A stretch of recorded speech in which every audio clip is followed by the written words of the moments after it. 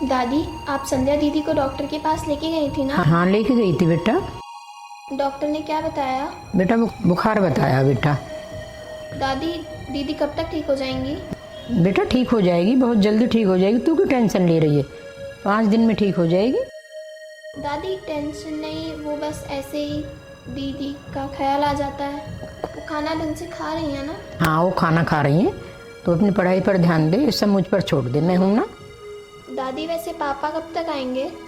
आ जाएंगे बेटा, जैसे काम खत्म हो जाएगा ऐसे पापा आ जाएंगे। तुम अपनी पढ़ाई पर ध्यान दो, क्यों टेंशन ले रही हो तुम? ठीक है दादी। ठीक है बेटा, तू स्कूल चली जा बेटा। ठीक है दादी। ठीक है, जाओ।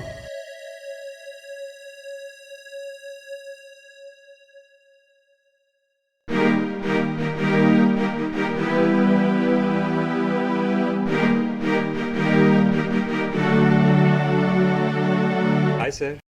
Oh, hi, Vikas. Please sit down. बैठो बैठो।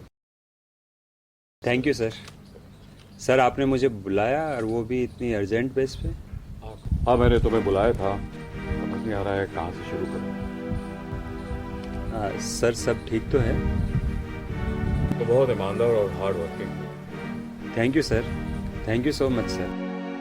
पर सर बात कुछ और है, आप बता सकते हैं मुझे? मैं रेडी हूँ सर सुनने के लिए। हाँ, तुम तो जानते ही हो विकास, इस महामारी से सारी दुनिया को कितना नुकसान हुआ है और हमारी कंपनी को भी इस महामारी का सामना करना पड़ा है। हाँ सर, मैं जानता हूँ और हम सब मिलकर इसका सामना करेंगे और वापस से अपनी कंपनी को एक मजबूत स्थिति में लेकर आएंगे सर। तुम्हारी यही बात मेरा दिल जीत लेती है विकास। तुम बुरी से बुरी परिस्थिति में भी एक डट कर फौजी की तरह खड़े रहते हो। मैं तुम्हारे इसी साहस को सैल्यूट करता हूँ विकास।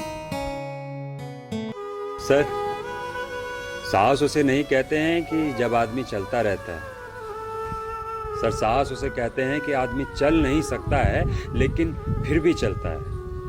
और सर ये शरीर की ताकत से नहीं होता है सर, ये आत्मीय बल से होता है, जिसे हम बिलीव सिस्टम कहते हैं सर। जहां इस महामारी में लोग अपना दम तोड़ रहे हैं, तुम अब भी इस परिस्थिति में कितने डटकर खड़े हो। Thank you sir.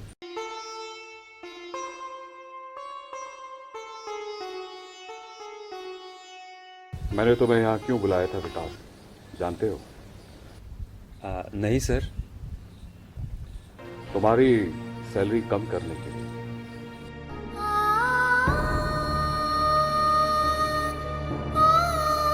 लेकिन तुम तो और भी ज्यादा सैलरी के हकदार हो।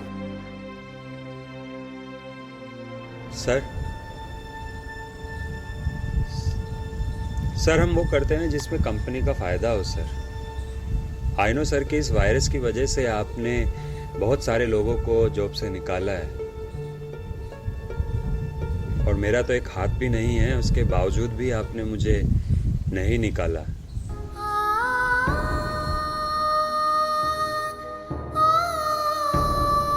सर हम एक काम कर सकते हैं कि आप मेरी सैलरी का कुछ परसेंटेज काट सकते हैं, आप चाहें तो। मुझे बिल्कुल भी बुरा नहीं लगेगा। मैं इसके लिए बहुत शर्मिंदा हूं कि मेरे मन में एक ऐसे ख्याल आ गया कि मैं तुम्हें जॉब से निकाल दूं। तुम एक देश के सच्चे सिपाही हो, इसलिए मुझे भी थोड़ा सा मौका दो कि मैं तुम्हारे लिए कुछ कर सकूं। Thank you so much sir. मुझे तुम पे बहुत गर्व है विकास, तुमने देश के लिए अपना एक हाथ कुर्बान किया है। बहुत शर्मिंदा हूं कि मेरे मन में एक ख्याल आ कैसे गया। सर आप जैसे लोगों की वजह से ही तो हमें आत्मबल मिलता है। नहीं विकास, तुम्हारे जैसे लोगों से हमें आत्मबल मिलता है।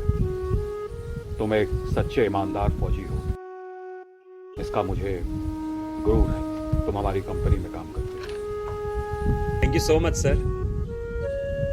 सर मैं कंपनी को वापस उसी स्थिति में लाने के लिए और भी ज्यादा हार्ड वर्क करूंगा सर। विकास तुम पे हमें हमेशा गर्व है। Thanks sir. अपना ध्यान रखना। जी सर। Thank you sir. मैं चलता हूँ सर। आते रहना बीच बीच में। जी जी जी सर, जब भी टाइम मिले कभी भी आ सकते हैं, कोई जी प्रॉब्लम नहीं। जी sir, thank you sir, thank you sir.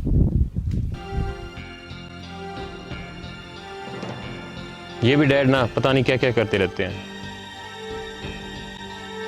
Dad आप भी ना, उसका एक हाथ भी नहीं है फिर भी आप उसको जॉब पे रखते हो। बेटे तुम अभी इन बातों को नहीं समझोगे। उसने देश के लिए अपना एक हाथ दिया है। ऐसे ईमानदार आदमियों की हमारी कंपनी को बहुत सख्त जरूरत है। वो एक देश का सच्चा सिपाही है।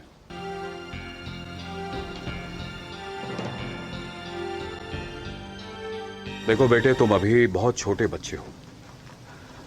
वो एक आदमी हमारे 10 आदमियों के बराबर काम करता है और वो एक बहुत ही ईमानदार और मेहनती इंसान है। चलें?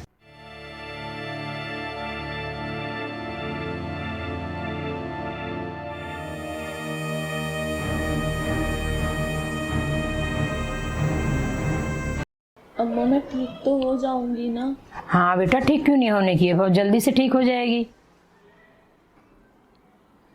अम्मा पापा कब तक आएंगे? आ जाएंगे बेटा, जैसे पापा का काम खत्म हो जाएगा ऐसे ही आ जाएंगे। अम्मा बाबा जी क्या करते थे जब आपकी शादी हुई थी? बेटा पढ़ाई करते थे। और फिर पढ़ाई करते करते पढ़ाई उन्होंने छोड़ दी, फिर काम करने लगे। किसान आदमी को तो किसान जैसा ही काम होता है। तो फिर उन्होंने पढ़ाई क्यों छोड़ दी थी?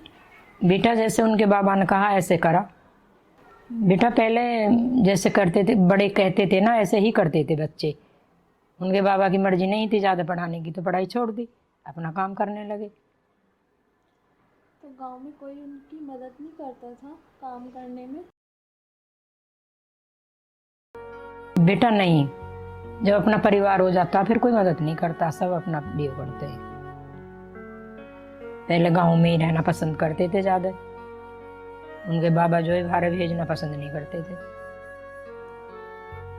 तो गांव में कोई उनकी मदद नहीं करता था काम में? बेटा गांव में फिर ऐसा ही हो जाता है जब और परिवार में कितना मन लगता था। एक जगह खाट बिछती थी सबकी शाम के टाइम, एक जनी हाथ में काजल ले लेती, सबके बच्चों को डालती थी।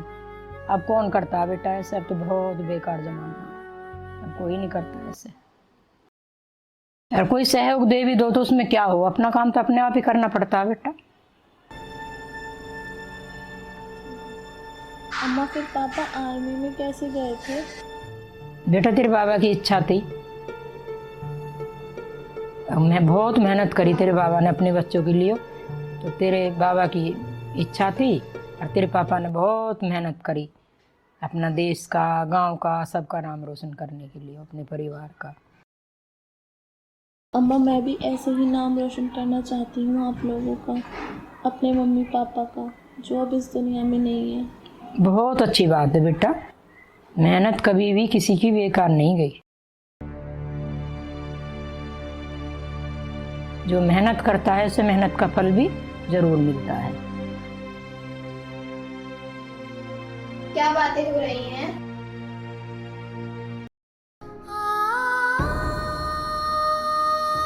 कुछ नहीं बेटा, वैसे ही नॉर्मल बातें कर रहे हैं।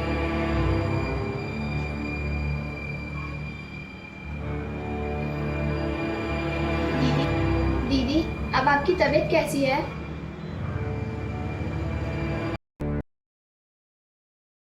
अब आपकी तबीयत कैसी है? अब ठीक है माई?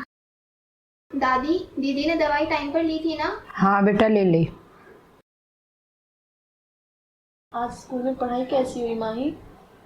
दीदी अच्छी हुई पढ़ाई।